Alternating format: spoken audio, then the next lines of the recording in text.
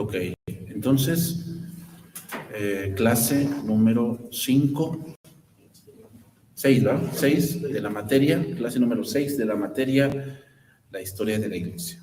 ¿Ok? Y estamos en este punto de el calvinismo. Yo espero en esta sesión y la que sigue ya terminar para que podamos continuar con esta materia en general. Ok, entonces, la semana pasada vimos un poco sobre este pasaje, Romanos capítulo número 9, verso...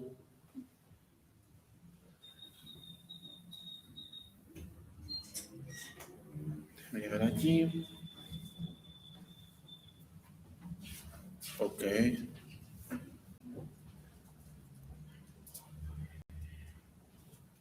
Ok, verso número 10 y 11, ¿ok? Verso número 10 y 11. Hablábamos de Esaú y Jacob, ¿ok?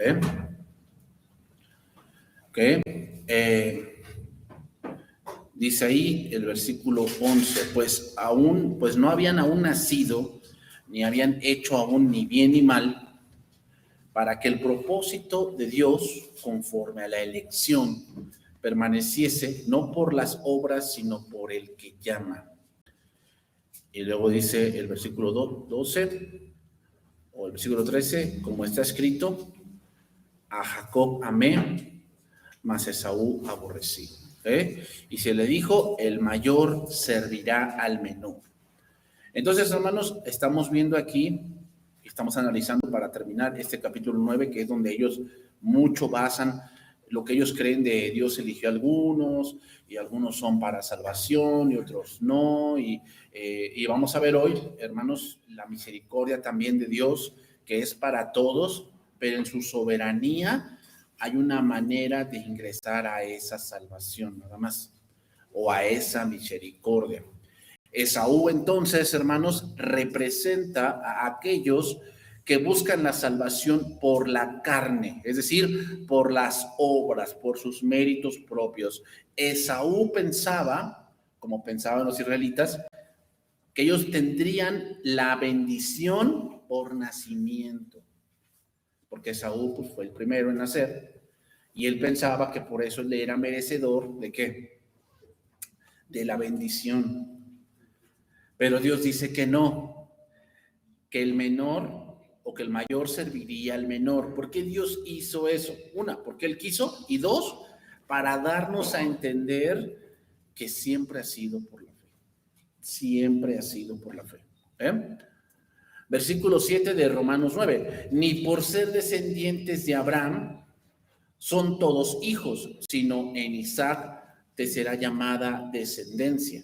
Esto es, no los que son hijos según la carne son los hijos de Dios, como Esaú, sino que los que son hijos según la promesa son contados como descendientes. Jacob representa a aquellos que reciben la salvación por la fe. Entonces, recapitulando un poco, Romanos 9 no está hablando de cómo Dios salva. Romanos 9 está hablando de por qué Israel no es salvo. De eso es en lo que estamos hablando. No estamos hablando de Dios salva a algunos y endurece a algunos y elige a algunos y a otros no. Lo que estamos hablando es por qué Israel no ha sido salvo. O sea, la pregunta es válida. A ver, entonces, tú, Pablo, dices que los gentiles son salvos por la fe, ¿sí? Sin las obras de la ley, sí. Entonces, ¿qué pasa con Israel? ¿Por qué Israel no se ha salvado? Si es el pueblo elegido de Dios. Eso es lo que explica aquí Pablo. Lo está explicando que hay dos que son de la carne, uno que es de la carne, que es Ismael, ese es Israel, los que hacen cosas de la carne, o sea, los que quieren alcanzar a Dios por sus propios méritos, y hay otros que son de la fe, como Isaac. Ahí se podría decir, bueno, estuve analizando la clase pasada, y ahorita sobre esa situación, se podría decir que Dios, ya sabiendo todo, porque Él es omnisciente, sí, obvio. ya sabía que que Isaac iba a tener una preferencia hacia Esaú, y por eso desde el vientre dictó cómo tenía que ser, porque, por ejemplo, cuando seguimos avanzando sobre esa línea, después Dios ya no elige, porque en teoría tenía que ser Rubén, sí, el que tendría que ver, pero quedó descartado, sí, y Leví y fue con Judá. Ajá, exacto, hasta el cuarto, ¿no? Sí. Pero no fue Dios el que eligió a Judá, sino el que le da el cetro es Jacob cuando está muriendo, ¿no? E inclusive con José, que también, cambia las manos y pone a Efraín por encima de Manasés. Y nunca hay algo que diga la Biblia específicamente que Dios le dijo o que Dios eligió a Efraín o sobre Manasés o a Judá sobre Rubén o Leví. Sí, no me acuerdo cuál es el tercer hijo. Entonces ahí sí Dios le dio la oportunidad de elegir a Jacob. ¿Cómo debía seguir la línea? No, Dios siempre ha elegido cómo va la línea, porque de hecho pues no fue ni siquiera en Efraín ni en Manasés los que siguieron la línea del Mesías, fue Judá, ¿no? Y de Judá pues vinieron unos dos gemelos con su nuera, ¿no? Y ahí Dios eligió esa línea, ¿ok? O sea, ahora, necesitamos entender esto. Sí, Dios sabe quiénes van a ser salvos, pero no estamos hablando de eso. ¿Okay? Estamos hablando de cómo se llega a la salvación, y es por la fe. Entonces, Pablo va a está explicando en Romanos 9 por qué Israel no es salvo. Y es porque Israel se parece a Ismael. ¿Por qué? Porque hacen cosas de la carne. No son salvos porque Israel se parece a Esaú. Que menospreció las cosas espirituales, y que Esaú pensó que iba a alcanzar la salvación o la bendición, más bien dicho, como por nacimiento. Y es lo que ellos también pensaban, que solo por el hecho de ser israelitas ya eran prácticamente salvos. Y Pablo les dice, no, ustedes son como Esaú, que él pensó que por nacimiento él tendría que llegar a la bendición. Es como, de hecho estaba platicando con Alex porque Lea le puso a sus primeros hijos nombre, pero ella quería ganarse el afecto de su esposo, pero con Judá ya no. Con Judá le entregó su corazón a Dios, entonces ya no estaba ganando el afecto de su esposo, sino de Dios, por eso él fue elegido. No, o sea, quitémonos eso de la cabeza, o sea, de que no es que hicieron tal cosa, porque entonces sí tendría que ser un mérito propio. No, Dios eligió la línea así como él quiso. Porque pues, si hablamos de obediencia, pues Judá era medio... Bueno, sí. O sea, yo pensaría que la línea preferencial era José, ¿no? Pero pues ahí nos damos cuenta de que Dios tiene misericordia del que quiere tener misericordia. Pero te vamos a explicar eso. Es que otra vez, ubíquense bien, no estamos hablando de quién se salvó y quién no. Estamos hablando de por qué Israel no ha creído. Ese es el punto de Romanos 9. No estamos hablando de quién se salvó y quién no. O sea, no el hecho de que se haya elegido Dios a Judá, Judá se salvó. No estamos hablando de eso. Estamos hablando de por qué Israel no ha creído. ¿Por qué Israel no ha creído? Entonces, Pablo pone varios ejemplos. Os les dije, la primera, Ismael y Isaac, que es por la fe. Luego, Esaú y Jacob, que es por la fe también. Y vimos varios pasajes, te los dije la semana pasada, donde Esaú tuvo la oportunidad, ¿no? Malaquías 1:2. Ahí lo vemos. Malaquías 1:2. Entonces, Esaú tuvo la oportunidad de ser salvo, aunque la línea del Mesías no iba a venir por su descendencia. ¿Qué? No iba a venir por su descendencia, pero tuvo la oportunidad de ser salvo. Dice ahí Malaquías 1:2, como lo dijimos, Dios le dice, yo os he amado, dice Jehová. Y dijisteis, ¿en qué nos amaste? ¿Quiénes preguntas? Los israelitas. ¿En qué nos amaste? Y vea lo que dice el Señor, ¿no era Esaú hermano de Jacob? ¿Por qué habla en pasado? ¿No era Esaú? Porque ya no existe. O sea, ambos pueblos son desobedientes, ¿no? Aquí ya estamos hablando de pueblos. Por un lado, Edom, por otro lado, Israel. Ambos idólatras, ambos entregados a la idolatría, se olvidaron de la ley y toda la cosa. Entonces, porque dice, yo los he amado. Entonces, ¿en qué nos amaste? Pues no se dan cuenta que Esaú ya no existe y ustedes sí. Aunque ambos son malos. ¿Por qué? Entonces, ¿por qué Israel permaneció y Esaú no? Porque por la fidelidad de Dios. Porque Dios dijo que de ese pueblo vendría el Mesías. Y si hubiera extinguido, pues su fidelidad, ¿qué? Pues no hubiese sido clara. Ahí tengo una duda. Jesús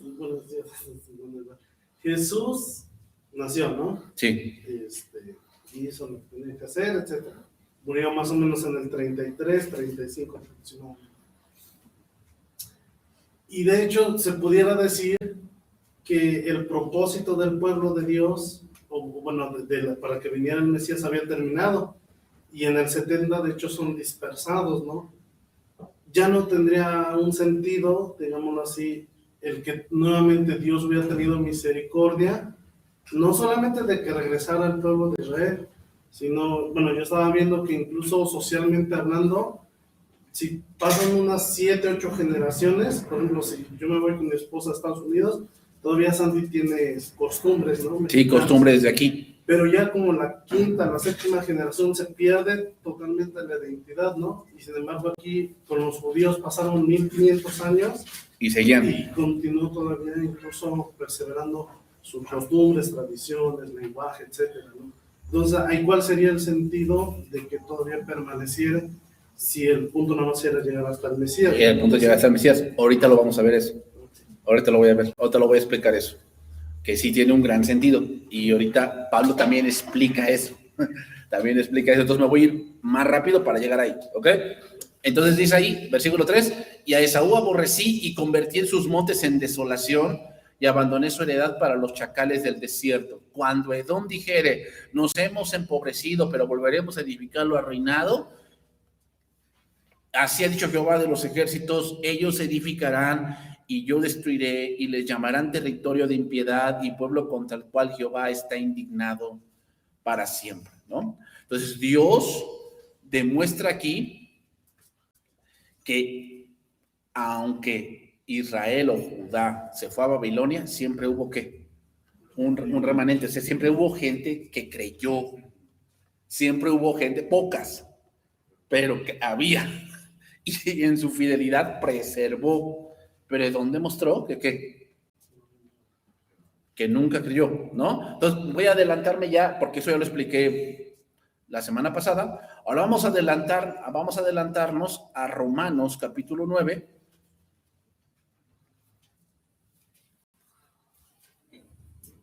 Versículo 14. Y ahí vamos a un poco entender lo que preguntaba el hermano Alejandro, ¿no? Vamos a tratar ahí de entender un poco cuál es el propósito por el cual ahora todavía sigue Israel. Y ahí Pablo lo marca. ¿Qué pues diremos? ¿Que hay injusticia en Dios? En ninguna manera. Pues a Moisés dice, tendré misericordia del que yo tenga misericordia y me compadeceré del que yo me compadezca. Así que no depende del que quiere ni del que corre, sino del que Dios tiene misericordia.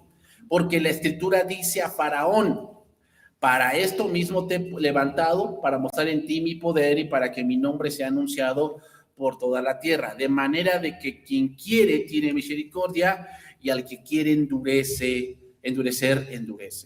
Entonces, Dios ofrece su misericordia a todos, ¿ok? Dios es soberano para mostrar su misericordia a quien Él quiere. ¿Y cómo dijo Dios que iba a mostrar su misericordia? Por la fe. A eso se refiere, ¿ok? Pablo ahora va a citar a Moisés para mostrar que Dios tuvo misericordia de Israel porque Él quiso. Para mostrar misericordia de Israel porque Él quiso. Pero por cuanto Israel no creyó, ha sido endurecido. Y ese endurecimiento, como lo vemos, que están muy endurecidos, es la clave para que los gentiles crean. Pero te lo vamos a explicar bien, porque los calvinistas aquí dicen, ya ven, aquí vemos dos ejemplos. A Moisés se le dice, según el calvinismo, que él va a tener misericordia de quien él quiera. O sea, algunos eligió y ellos te ponen así el ejemplo. Imagínate que hay una cárcel, hay 100 presos, todos están destinados a la muerte y de pronto llega una persona y dijo, yo quiero salvar a ese, a fulanito. Y ya lo salva y los 99 se van a la perdición y él se salva. Entonces muchos dirán, eso es injusto. Y muchos dirán, no, Dios puede hacer lo que él quiere, porque de todos modos todos están condenados. Eso es lo que ellos dicen. O sea, eso es supuestamente para decir la elección, es lo que dice. Y parece que tiene mucho sentido. Dice, ya ven, y a otros que no los ha elegido Dios, como a Faraón los endurece para que no crean. Pero vamos a ver si ese pasaje dice eso. Otra vez, no pierdan el sentido. Romanos 9 no está hablando de quién se salva y quién no. Romanos 9 está aclarando por qué Israel no ha creído. Eso es lo que está aclarando. Entonces, esta no es una misericordia solo para los elegidos, sino que es para todos. La salvación está disponible para todos. Nuevamente, no estamos hablando del salvo y no salvo. Estamos hablando de judíos y gentiles, y ese es el punto. Entonces, Romanos 9, del 14 al 18, Dios no está obligado a salvar a nadie por linaje, obras o posición, sino que actúa según su plan de gracia para salvar por medio de la fe y no por méritos humanos. Entonces, Dios no salva por esfuerzo humano ni rechaza arbitrariamente, sino que extiende su misericordia a los que creen y usa incluso la rebelión humana para glorificarse, que es lo que está pasando con Israel. Entonces, Moisés e Israel, ¿qué? Lo podemos ver así. Moisés es una tipificación de Israel que ha sido perdonado por misericordia. Moisés es una tipificación de Israel que ha sido rebelde pero preservado, como fue Moisés. Y que Israel ha sido preservado para cumplir un propósito. Como Moisés fue preservado para cumplir un propósito. ¿Ok?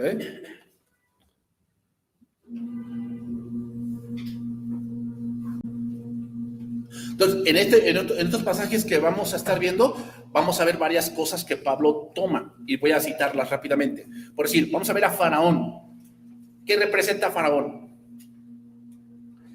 Es Israel endurecido en su incredulidad, usado por Dios para mostrar su poder y justicia. ¿Eh?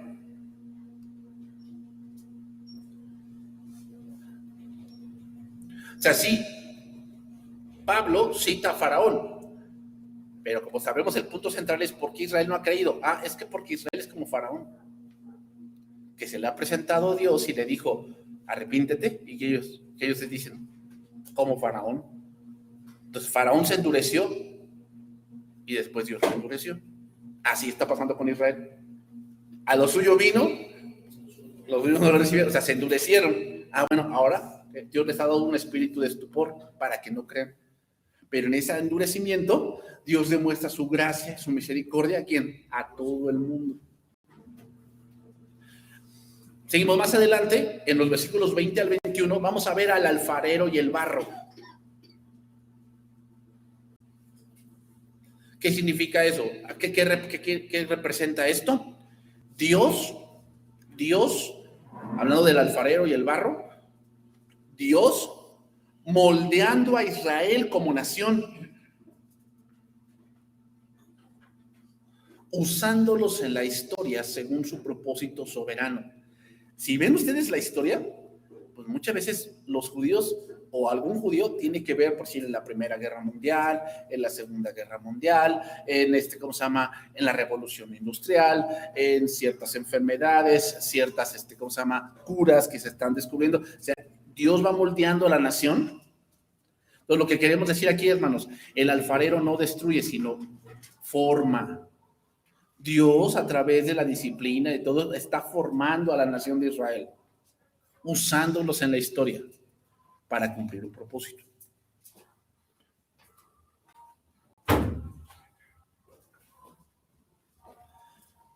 Ahora vamos a ver otra figura allí mismo abajo, los vasos de ira. Ahí los calvinistas dicen, los vasos de ira son los que no son elegidos. No. Los vasos de ira representan al Israel incrédulo que ha rechazado a Cristo y está bajo juicio. Entonces, los vasos de ira representan al Israel incrédulo que ha rechazado a Cristo y está bajo juicio. Entonces, no estamos hablando de elección, hermanos, ¿eh? No estamos hablando de elección. Estamos hablando de los que son incrédulos. De los que son incrédulos. Entonces, ¿quiénes son los vasos de misericordia? Son los judíos y gentiles que han creído en Cristo.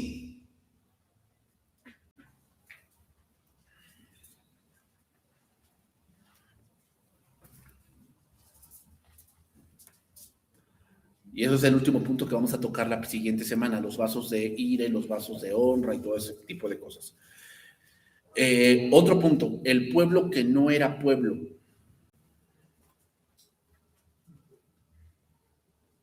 El pueblo que no era pueblo. Eso está en Romanos 9:25.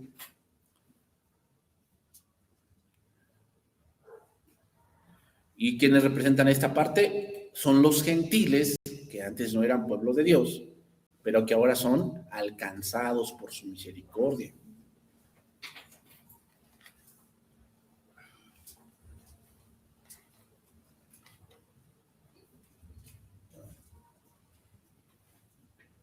Luego vamos a ver ahora lo que después en el 9:27 de Romanos, el remanente de Israel.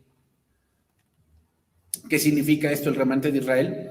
Que parece que, o sea, es irónico, pero Israel fue el pueblo elegido por Dios para que de ahí vinieran muchas cosas, pero es el pueblo más incrédulo. Es el pueblo más incrédulo.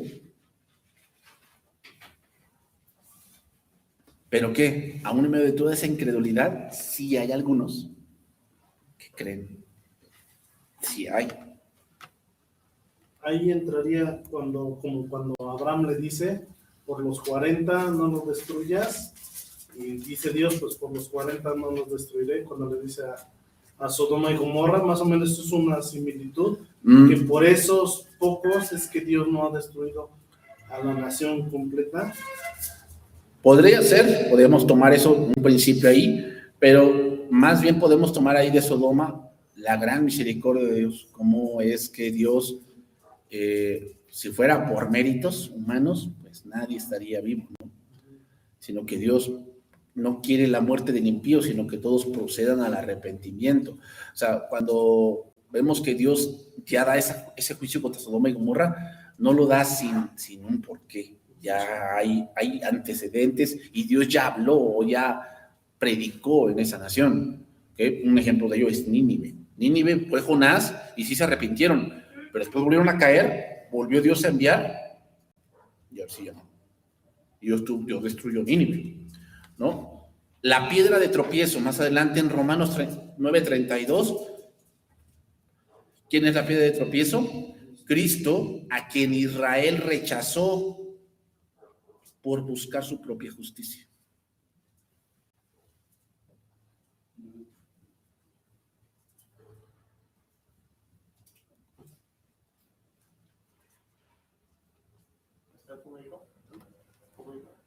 La piedra de tropiezo es Cristo, a quien Israel rechazó por buscar su propia justicia.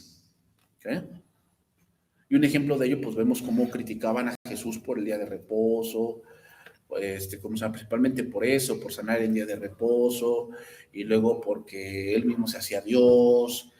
muchas de esas cosas, ¿no? O sea, ellos imponían cosas y Jesús nunca se sometió a sus pensamientos de ellos, ¿no? Ellos tenían muchas cosas que Dios no había dicho. Otra cosa, Romanos 11:17 habla de la rama natural desgajada. ¿Quiénes son?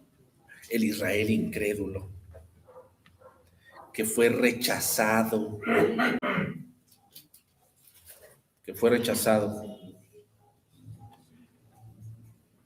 ¿Ok?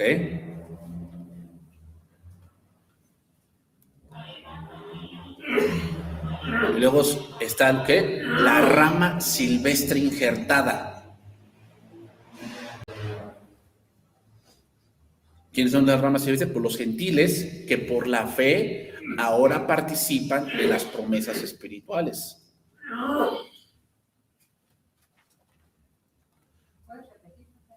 ¿Sí? Entonces la rama silvestre injertada, que vemos ahí en Romanos 11:17 al 20, son los gentiles que por la fe ahora participan de las promesas espirituales. Veamos cómo Pablo pone dos cosas siempre. Israel es como esto, y los que son de la fe son como estos. Los de la carne de Israel son como esto, y los que son de la fe son como estos. Así. O sea, lo que trata de ejemplificar es porque Israel no ha creído, no ha sido salvo. Por eso.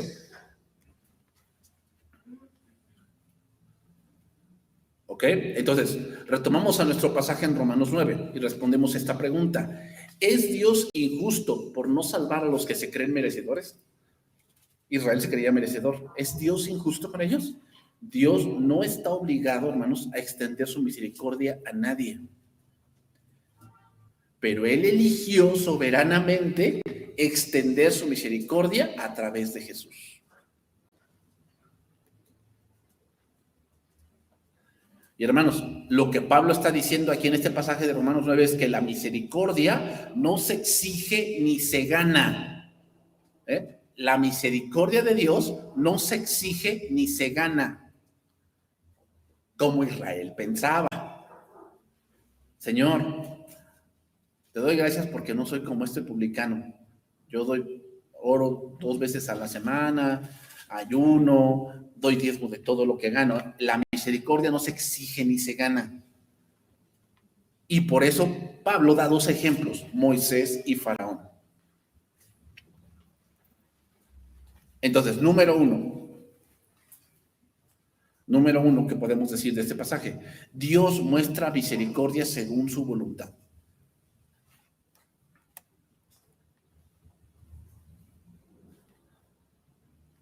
Entonces podemos ir Romanos 9:15. Entonces, como número 1, Dios muestra misericordia según su voluntad. Entonces ahí dice el versículo 15, pues a Moisés dice, tendré misericordia del que yo tenga misericordia y me compadeceré del que yo me compadezca. Pero los calvinistas sí lo leen, ellos lo leen así. Pues a Moisés dice, tendré misericordia. Y Dios dice, solo de aquellos a quienes he decidido tener misericordia desde antes de la fundación del mundo. Eso es lo que dicen los calvinistas. O sea, si tú no has creído es porque a lo mejor pues Dios no ha tenido misericordia de ti. Y me compadeceré, obviamente, exclusivamente de aquellos que he predestinado para salvación. Es lo que los calvinistas dicen de este pasaje. Israel, hermanos, pensaba que merecía solo por ser hijos de Abraham, merecían ser salvos. Pero Pablo les dice que todos pecaron, pero Dios decidió tener misericordia bajo sus términos. ¿Okay? Ese es el punto.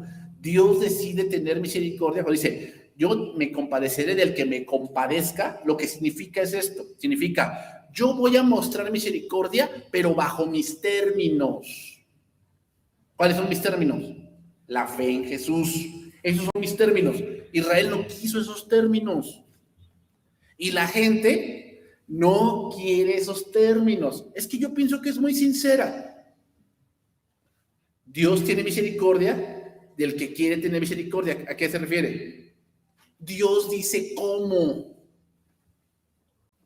Porque ellos dicen, bueno, es que, ahí vamos a leer otro pasaje, no es del que quiere ni del que corre, sino del que Dios, ¿a qué significa eso? No es del que quiere ni del que corre. Que Israel corría y se esforzaba en la ley, ¿pero qué? La misericordia de Dios se mostró por la fe, lo cual ellos rechazaron. Entonces, la misericordia, hermanos, es un acto soberano de Dios y no una deuda. Otra vez, la misericordia es un acto soberano de Dios, no una deuda. Y vamos a ver un ejemplo. Éxodo 33, 19. Éxodo 33, 19. Para ver un ejemplo de esto.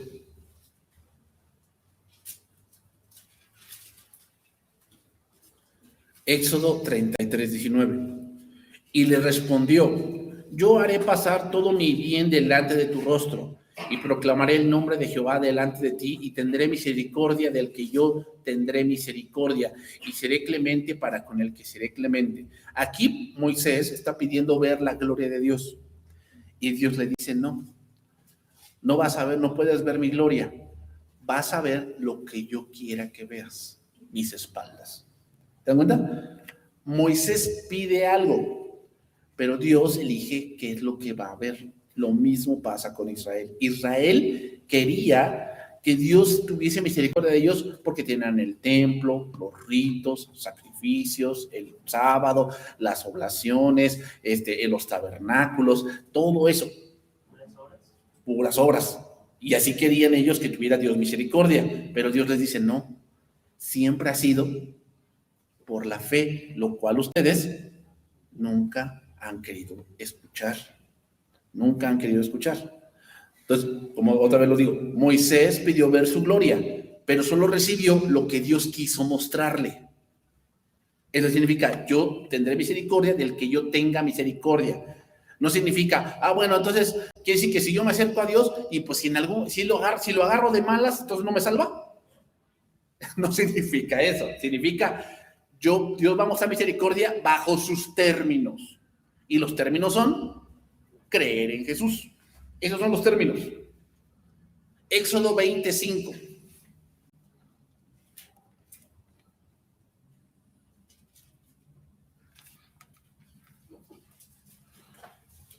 Éxodo 25. Dice ahí: no te inclinarás a ellas, ni las honrarás, porque yo soy Jehová tu Dios, fuerte, celoso, que visito la maldad de los padres sobre los hijos hasta la tercera y cuarta generación de los que me aborrecen, y hago misericordia a millares, a los que me aman y guardan mis mandamientos. O sea, aquí vemos que la misericordia es condicional. Yo hago misericordia a los que me aman y guardan mis mandamientos. Entonces, ¿qué se excluye aquí? El mérito humano. Entonces podemos definir así: la misericordia es la compasión de Dios.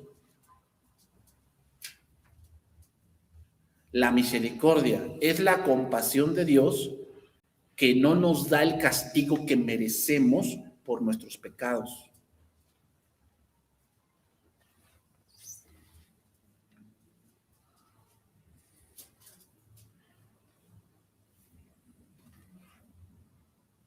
Como Josué también, ¿no? Como primera de Josué, también dice, donde se supone que sea valiente, ¿no? Pero también hay como unas condiciones. Es condicional. ¿Te das cuenta? O sea, Dios muestra su misericordia porque merecían ganar, no merecían ganar. Pero Dios muestra su misericordia bajo sus condiciones. Bajo sus condiciones, Dios muestra misericordia. Ahí está reflejando su voluntad autoritativa. Sí, él es soberano para decidir cómo. Sí. Obviamente, Dios es soberano para decidir cómo. No estamos hablando de quiénes, sino cómo. ¿Eh? ¿Para quiénes? Pues es para todos. Pero no todos creen, no todos quieren creer, no quieren entrar en esa condición. ¿Ok? Entonces la misericordia se ofrece a todos, pero solo se recibe por fe. La misericordia se ofrece a todos, pero solo se recibe por fe. Y así lo podemos ver, anoten ahí, Romanos 11:32, que dice: porque Dios sujetó a todos en desobediencia para tener misericordia de todos. O sea, la condicionante es que todos son pecadores, sí. Bueno, la misericordia de Dios está disponible por la fe. ¿Te crees pecador? Sí, los creo. Entonces, ¿por qué la gente no cree? Porque no se cree pecador. Simplemente por eso. No se cree malo. Entonces, todos somos pecadores, Dios extiende su misericordia a todos, pero hay condición. Entonces, número dos, la salvación depende de la misericordia de Dios. ¿Okay? La salvación depende de la misericordia de Dios, no del esfuerzo humano, lo cual estaba haciendo Israel. Y siguen haciéndolo. ¿Verdad? Siguen haciéndolo. La circuncisión. Y la presentación. Y la Mishnah. Y la Torah. Y el Talmud. Y ir a los lamentos. Sí, las 7 fiestas.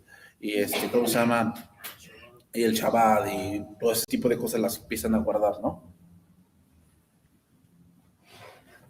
Entonces, la salvación depende de la misericordia de Dios, no del esfuerzo humano. Romanos 9:16. Así que no depende del que quiere ni del que corre, sino del que Dios tiene misericordia. Entonces, ¿de qué venimos hablando? O de la manera en que Dios quiso mostrar su misericordia. Exactamente. Y que Israel rechazó. Y al rechazar, ¿ellos qué? Impusieron su manera de cómo querer salvarse, y es por su esfuerzo y por correr, o sea, querer alcanzar por mi propio esfuerzo la salvación. No es del que quiere ni del que corre, sino del que Dios tiene. O sea, Dios ya dijo cómo, esa es la manera. Pero los calvinistas lo ven así. Así que la salvación no depende en absoluto del deseo humano ni del esfuerzo personal, sino únicamente de Dios, es lo que dicen ellos, quien elige soberanamente a quien quiere darle misericordia sin considerar su fe o respuesta. Es lo que ellos dicen. O sea, Dios te va a salvar, quieras o no. Y al que quiere, pues aunque quiera. Y no, Dios no es así. Dios ya dijo cómo. El hombre tiene que responder al evangelio. ¿En qué? En fe. Y fe no es obrar. Fe es una respuesta, pero no es una obra. Dios va a darle el evangelio a todos y el hombre tiene que creer, porque ese es el medio, o ese es el canal por el cual Dios eligió mostrar misericordia. ¿Ok? Entonces, así que no depende de las obras o los méritos o la sinceridad. Porque bueno, sí busca a Dios, pero por el budismo. Eso Dios no lo eligió. Dios decidió mostrar su misericordia por la fe. Por la fe. Entonces, la justicia de Dios no se alcanza por obras humanas, lo cual Israel estaba haciendo.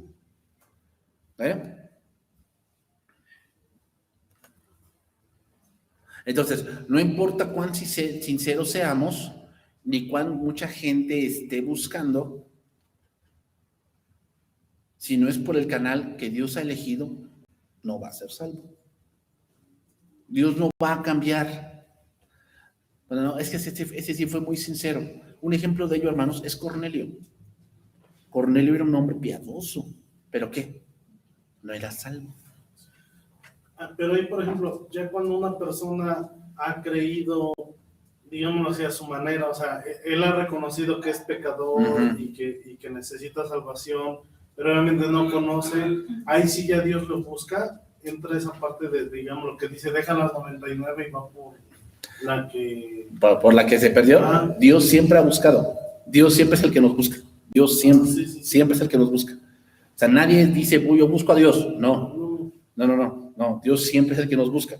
Ahora, si hay gente que busca, o sea, por decir, hay gente que dice, no, yo voy a desmentir la Biblia, ¿no? Yo voy a ver que la Biblia es una falsedad, y empiezan a buscar arqueológicamente y se van topando con pared, ¿no? Hasta que llega un momento en que dicen, oye, sí. Y creen de ahí, ¿no? Sí, creen, pero si alguien tiene que escuchar el evangelio. Sí, por ejemplo, es el caso de la la novela de El caso de Cristo, ¿no? De este hombre, Lee Strobel creo que era, él era ateo y a su manera quería regresar al ateísmo, pues termina topando con pared. Sí. Y reconoce, y entonces ahora empieza, bueno, obviamente Dios lo buscó, ¿no? Pero, sí, Dios lo buscó. Pero en ese momento ya es cuando Dios, ¿cómo decirlo?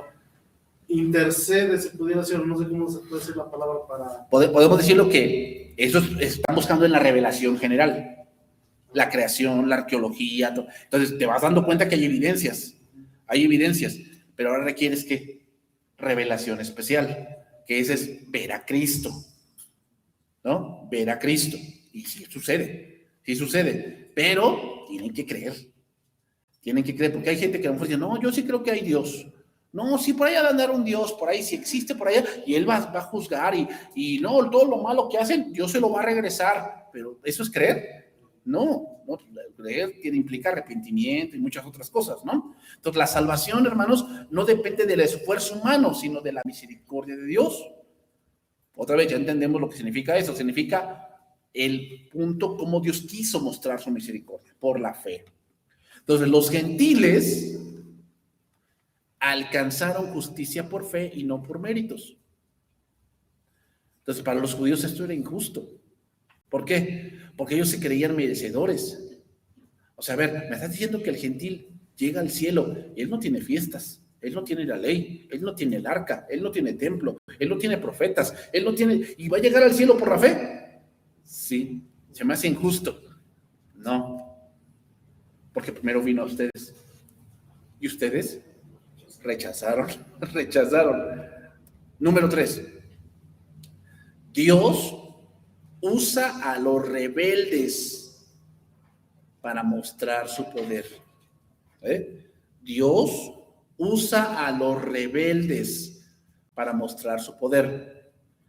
Romanos 9, 17, 18. Y aquí viene Faraón.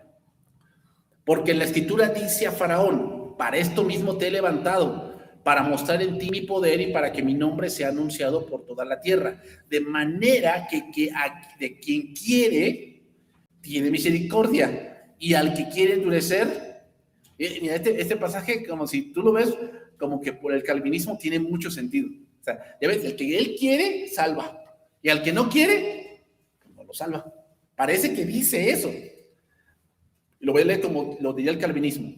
De manera que a quien ha elegido incondicionalmente para salvación, le muestra misericordia. Y a quien ha predestinado para condenación, pues lo endurece sin posibilidad de que se arrepienta. Entonces, hermanos, Dios levantó a Faraón para mostrar su poder. Y Faraón se endureció no porque Dios lo endureciera arbitrariamente. O sea, porque, no, pues Faraón, yo no quiero que él crea. No. Dios no hizo eso.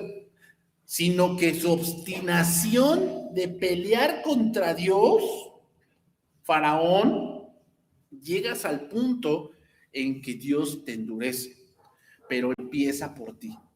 Es figura del pueblo cuando es llevado a Babilonia.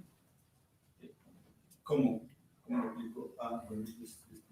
Se obstinaron en la idolatría. Se obstinaron. Y Dios utiliza eso para mostrar que Él es Dios, que sus rivales o sus imágenes, sus ídolos, no tuvieron el poder para salvarlo. Entonces, debido a la obstinación del pueblo, Dios lo utiliza para dar a conocerse a nivel mundial. Exactamente. Igual con Faraón y Saúl sería algo similar, ¿no?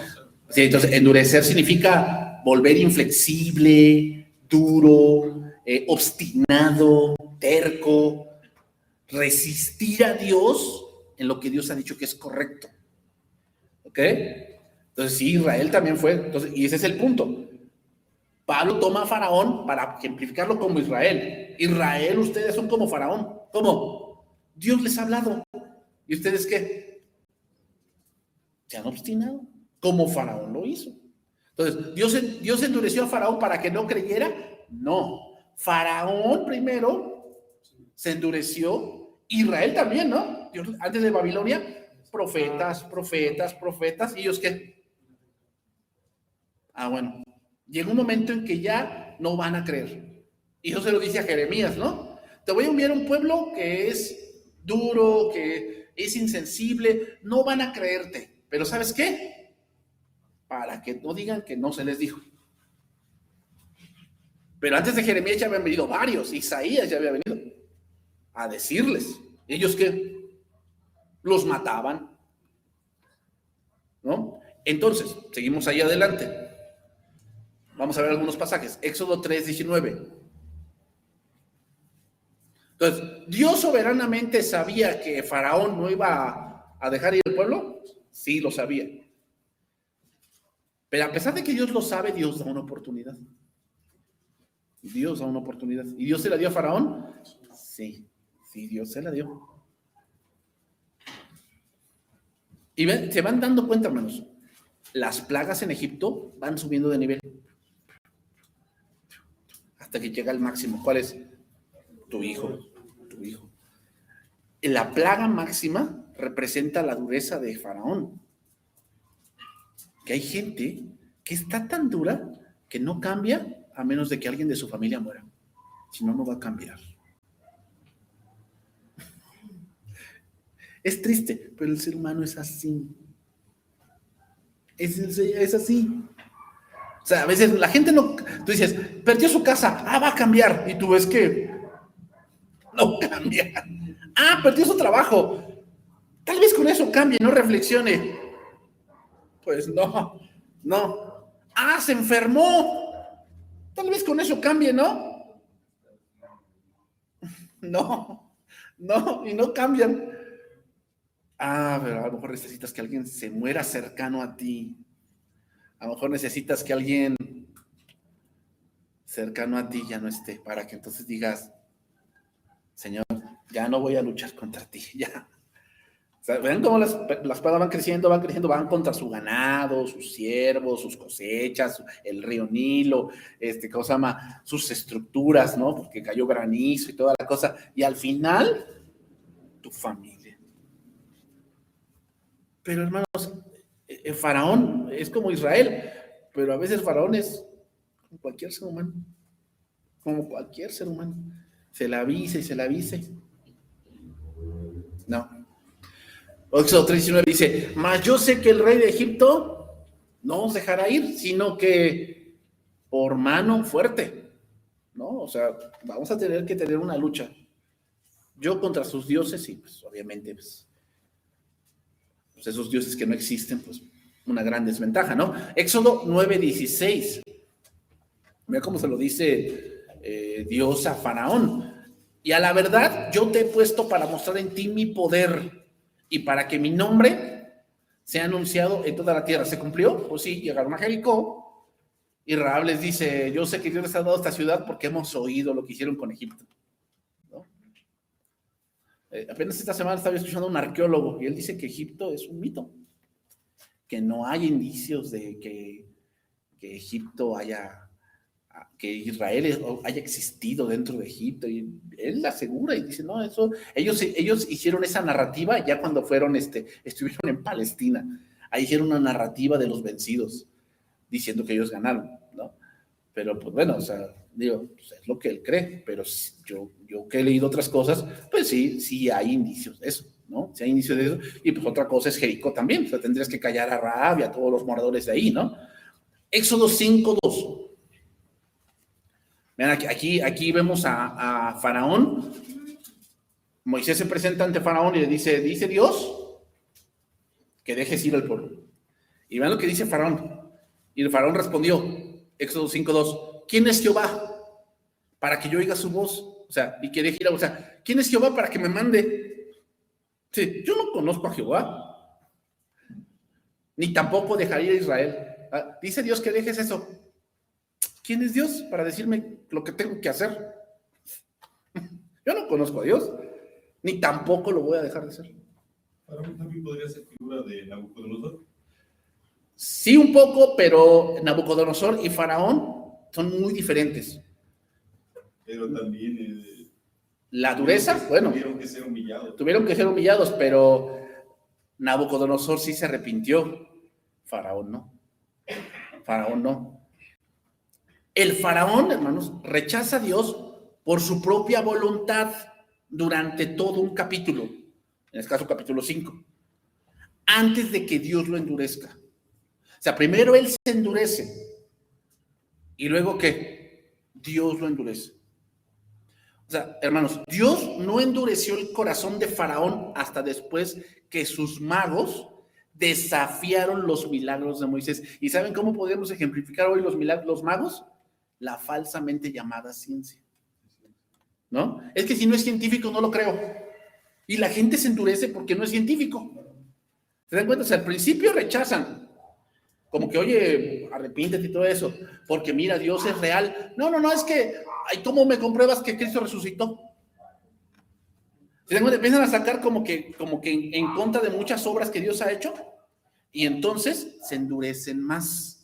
Entonces, esa gente, podemos decir que, si no es científico, no lo creo, se basarían en el método de científico de prueba y error. Sí, se llama el raciocinio, ¿no? De que yo lo quiero entender. Yo quiero entender cómo sucede. Y si lo entiendo, lo creo, ¿no? O sea, ellos no rechazan la fe y se van por la razón, pero hay cosas que la razón no puede explicar, ¿no? Y después de que el faraón había rechazado a Dios en sus propios términos. Recuerden que después dice, bueno, sí váyanse, pero dejen aquí a sus mujeres. Luego, sí váyanse, pero dejen aquí a sus hijos. ¿Se dan cuenta? Así es el ser humano. Y así Israel. Israel, como lo dijo hermano Tomás, Israel tenía sus dioses, pero también seguían teniendo el templo, ¿eh?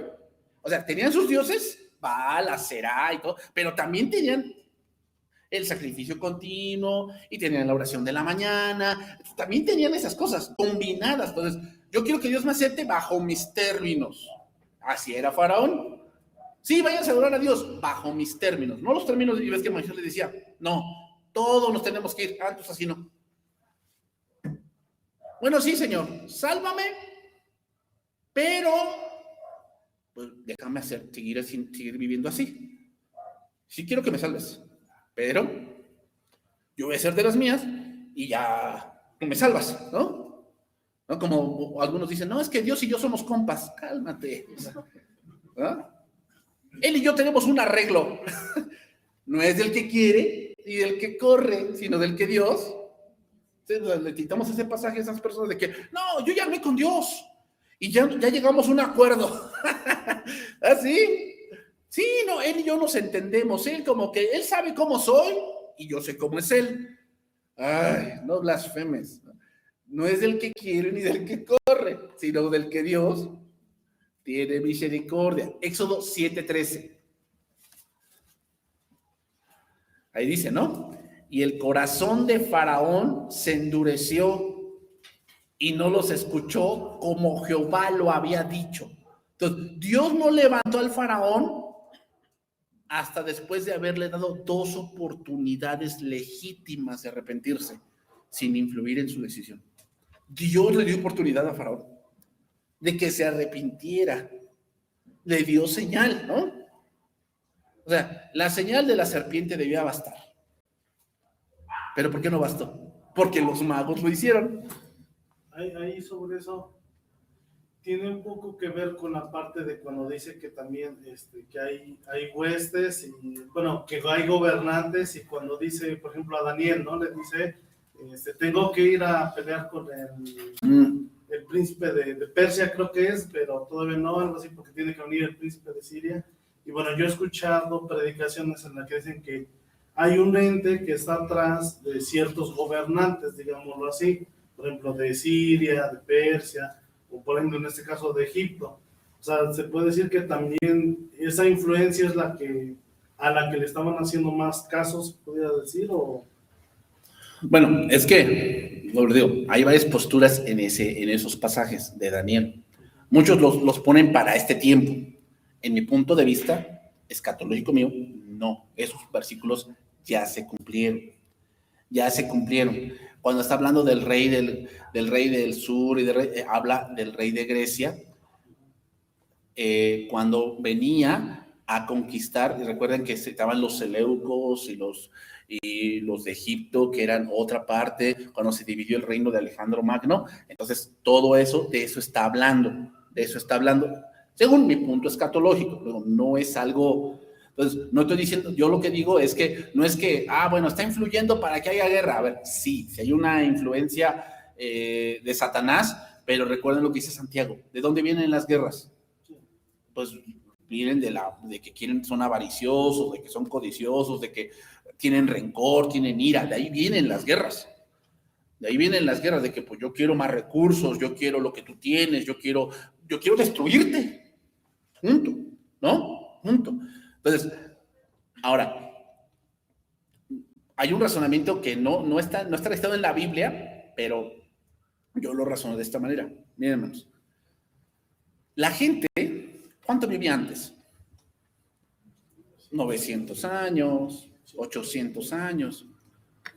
Si aquí tú tienes 90 años, ¿cuánto conocimiento puedes acumular? Mucho menos, el 10% de 900, ¿no? Lo que yo quiero decirles es que tal vez, así yo lo veo, no, esa es mi postura, el hombre está redescubriendo conocimiento que antes tenía. ¿Pero qué? Recuerden, hermanos, el pecado te hace estúpido. O sea, cuando tú cometes pecado y estás en pecado, te vuelves tonto. O sea, razonas de una manera tan tonta, tan torpe. Y el hombre estaba cayendo en pecado, ¿no? Génesis capítulo 6. O sea, a ver, razonen. ¿Cómo sabía Noé construir un barco? ¿Cómo? Hoy se requiere tanta ingeniería, tantas grúas y tantas máquinas, ¿no? Que hacen que se haga un transatlántico. ¿Cómo Noé hizo un arca? ¿Cómo? ¿Cuál era el conocimiento que tenía para hacer un arca? Manejar madera. O sea, todo lo que implica hacer un barco. ¿No? Todo lo que implica hacer un barco. A ver, ¿cómo hicieron los de la Torre de Babel? Vamos a hacer una torre. A ver, pues entonces sabían de construcción, sabían de cemento, cimientos, acomodo de muchas cosas, ¿no? Tú haces una barda, y yo hiciera una barda, me sale así. ¿O no? No tengo ese conocimiento. O sea, ¿de dónde sacaron ese conocimiento para hacer una ciudad así grande? O sea, vivían muchos años. Hoy el hombre vive menos y parece como que avanza más, pero no. O sea, hay muchas cosas que ya estaban desde antes de la antigüedad. O sea, ¿se han dado cuenta, por decir, las cosas que tenía Salomón? Las construcciones que él hizo. Qué gran conocimiento tenía. ¿Por qué ahora se nos cuesta hacer eso? Pues para mí es que estamos redescubriendo conocimiento que ya se tenía, pero que el pecado ha hecho que el hombre se degrade no solamente en moral, se degrade en conocimiento. O sea, vean a los pueblos que están en pecado extremo, ¿cómo viven? En extrema pobreza. Perdón, ¿y qué es eso de Tartaria? Que descubren autos que es pura ficción. No, pues ahora sí que tendríamos que ya analizar a más profundidad este tipo de cosas. Por decir, Hay tipo de motores o de vehículos. Sí, ve que dicen, ¿cómo hicieron las pirámides, no? ¿Cómo cortaron con gran, o sea, hermanos, sí, entonces dicen, marcianos, ovnis vinieron. No, hermanos, no, es que, o sea, dense cuenta cómo hay cosas dentro de la escritura anteriormente en el Génesis y en el Éxodo, cosas que se cuentan como si fueran normales, ¿no? Fueran normales. Y que hoy decimos, oye, pero ¿cómo lo hicieron? Pues tenían conocimiento de eso, ¿no? Esa es mi postura, no lo dice la Biblia, esa es mi postura. Que hay mucha gente que está redescubriendo conocimiento y vamos a decir, es que ¿cómo hicieron esto? ¿Cómo lo ordenaron? Que las pirámides están de acuerdo a las estrellas. Y, a ver, ¿por qué los mayas decían? Es que los mayas eran bien inteligentes porque tenían el cero. Ellos inventaron el cero. Y los acueductos, toda la cosa. Sí, pero eran bien idólatras. O sea, al punto que voy es esto, hermanos. Los magos de Egipto tenían conocimiento. Tal vez demasiado. O sea, ¿has visto cómo las momias? O sea, ¿cómo se preservaron hasta el día de hoy? Sarcófagos de una manera impresionante. ¿De dónde sacaron ese conocimiento? Es que sí había, hermanos. La cuestión es que el hombre se ha degradado tanto que va perdiendo muchas cosas. Va perdiendo muchas cosas. Entonces, ¿había conocimiento en los magos de Faraón? Claro que sí, pero ese conocimiento fue para mal de él. Ah, bueno, pues Moisés hizo una vara en serpiente, pero mis magos también pudieron. Entonces, quiere decir que ¿qué? Que Dios no es la gran cosa. Dios no es la gran cosa. Y luego Moisés hizo el río en sangre. ¿Y qué hicieron los magos? También. Ah, entonces Dios no es la gran cosa. Sí, mis magos también lo hacen, pero llega un momento en que ya los magos estos ya no pueden. Y es ahí donde Dios lo endurece. Dice el Salmo 5:5: los insensatos no estarán delante de tus ojos. Aborreces a todos los que hacen iniquidad. Ese es Faraón. Entonces, vámonos por la parte final porque ya se me acabó el tiempo. Romanos 11:11, para llegar a conclusión aquí. Entonces, ¿Dios endureció a Faraón? Sí, después de darle oportunidades. ¿Pero para qué lo endureció? Para Dios mostrar su salvación a Israel. Lo mismo está pasando con Israel. Dios le habló primero a ellos. Ellos rechazaron. Ahora Dios los endurece. ¿Para qué? Para mostrar su salvación a los gentiles y a todo el mundo, en este caso, ¿no? Vemos a Israel y yo los veo y digo, pero es que está tan claro allí, Isaías 53, está tan claro allí, el Salmo, está tan claro allí, Jeremías. Y fíjate, ahorita con la guerra, ellos citan pasajes de la Torá. Dice, esto está profetizando que nuestros hermanos aquí, o nuestros primos iraníes, estaba profetizando que ellos nos iban a atacar, pero de pronto dice que vamos a retoñar. Y no se dan cuenta, o sea, está muy bien tu razonamiento, pero no te das cuenta que todas esas promesas en Cristo son sí y amén. Ellos excluyen eso. Entonces, leemos ese pasaje, yo los veo luego y citan ese pasaje, digo, pero es que ese pasaje no tiene sentido en Cristo. Ellos le dan pasaje porque ellos se ponen en ese lugar. Y ellos mismos judíos se ponen en ese lugar.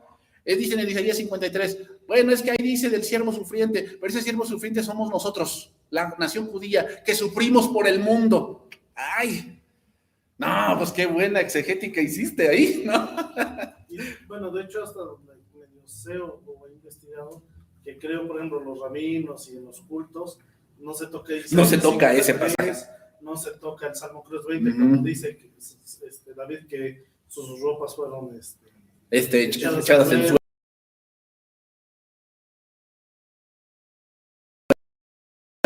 Sí, cierto.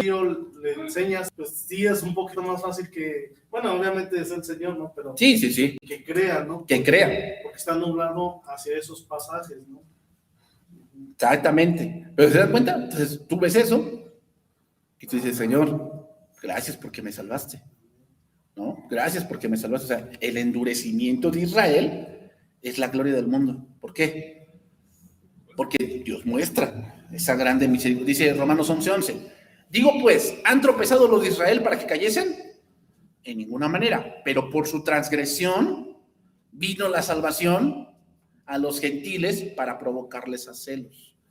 Entonces, ellos rechazaron para cumplir sus propósitos, hermanos. Dios entrega a los rebeldes a sus propios caminos. Entonces, el endurecimiento, hermanos, es responsabilidad humana. El endurecimiento es responsabilidad humana. Es decir, empieza por el rechazo humano a lo que es correcto y Dios lo endurece después. Ejemplo de eso es Romanos 1:21. Pues habiendo conocido a Dios, no le glorificaron como a Dios y le dieron gracias, sino que se envanecieron y su necio corazón fue en tenebras. ¿Se dan cuenta? Dios se reveló, Dios les habló, está la revelación general. Ellos no quisieron, entonces Dios los entrega. ¿Es la postura del catolicismo? ¿De en qué sentido? Están en esa postura, o sea, queriendo ser sabios, o sea, habiendo conocido a Dios, no le dieron gracias. Y añadieron cosas, ¿no? Sí. Añadieron cosas como que... Por eso ellos pueden leer la escritura, Sí, pero no la entienden. No la entienden, igual que Israel. Por cuanto le pusieron más cosas, Sí. las criaturas están enceguecidos. Están enceguecidos, ellos están enceguecidos porque ellos han puesto sus propias obras. Ven, vamos a ver dos pasajes más y con eso vamos a terminar. Hechos 19:8. Aquí vemos a Pablo que va a una sinagoga y les dice ahí Hechos 19:8. Y entrando Pablo en la sinagoga, habló con denuedo por espacio de 3 meses. 3 meses, imagínate. Discutiendo y persuadiendo acerca del reino de Dios. Pero endureciéndose algunos y no creyendo, maldiciendo el camino delante de la multitud, se apartó Pablo de ellos y separó a los discípulos, discutiendo cada día en la escuela de uno llamado Tirano. Endureciéndose algunos y no creyendo. Hebreos 3:12. Mirad, hermanos, que no hay en ninguno de vosotros corazón malo de incredulidad para apartarse del Dios vivo. Antes exhortando los unos a los otros cada día, entre tanto que se dice hoy, para que ninguno de vosotros se endurezca por el engaño del pecado. Porque somos hechos participantes de Cristo con tal de que retengamos firme hasta el fin nuestra confianza del principio. Entre tanto que se dice, si oyereis hoy su voz, no endurezcáis vuestros corazones como en la provocación. Entonces, ¿qué es endurecer? Es no creer. No creer.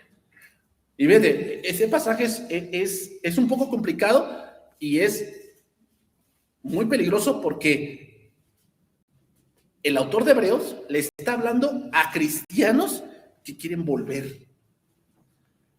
Y aguas, dice, no te endurezcas. O sea, puede haber cristianos que no crean dentro, o sea, que creyeron en Cristo, pero que no sigan creyendo en las cosas de la Biblia. Sí. O sea, yo creí en Cristo, soy salvo, pero yo no creo que Él pueda hacer esto, ni esto, ni esto, ni esto, ni esto. Y vienen a la iglesia, pero no creen lo demás. O sea, creen en Cristo, sí, pero no creen lo demás. No creen que Cristo pueda hacer esto, que Cristo te está acompañando, que Cristo pueda salvar tu matrimonio. No creen eso. Sí, creen que Cristo los salvó del pecado, pero de ahí en fuera, por eso dice, para que ninguno de vosotros se endurezca por el engaño del pecado. ¿Cuál es el engaño del pecado? Según el contexto de Hebreos, las cosas que yo hago. Las cosas que yo hago. O sea, es que yo hago esto, yo hago lo otro, yo oro a tal hora, yo esto, el otro. Aguas. Aguas. Porque también los magos hacían cosas. Israel hacía cosas y se endurecieron. Entonces, concluimos. Dios usa el endurecimiento para alcanzar a otros. Dios endureció a Faraón para salvar a Israel. Ahora Dios endurece a Israel para salvar a los gentiles. Para salvar a los gentiles. Y también ahorita aplicaría en estos tiempos que muchas iglesias están siendo endurecidas. Por ejemplo, en Estados Unidos, sobre todo, ¿no? Que fue una gran nación, y ahora en Latinoamérica empieza a haber un gran... no avivamiento en el sentido de como el pentecostalismo, sí, no. Sino avivamiento realmente de creer en Cristo, ¿no? Y personas que realmente decías, no dan ni un peso, drogadictos, gente que vive en la calle, o sea, y de repente Dios los levanta. Dios los levanta, ¿no? Y también, como tú dices, o sea, Israel, pues digo, muchas iglesias de Estados Unidos pues están siendo endurecidas, ¿no? ¿Por qué? Porque se han engañado de que porque tienen mucho dinero, pues están bien, ¿no? Están bien, o sea, yo con eso termino. A mí me tocó escuchar de una persona que se fue a Estados Unidos y le dijo a un familiar suyo, le dijo ese familiar a él, oye, ya no quiero ir a la iglesia, ya no tengo ganas. Y que le dice, no, mira, si ya no te sientes a gusto y no te sientes como que feliz de ir a la iglesia, pues ya no vayas. Aquí es lo que nos enseñan aquí en Estados Unidos. O sea, aquí la iglesia no es, tú nada más, danos lo que sea correspondiente, pero si tú no puedes venir, si tú no puedes comprometerte, no hay problema.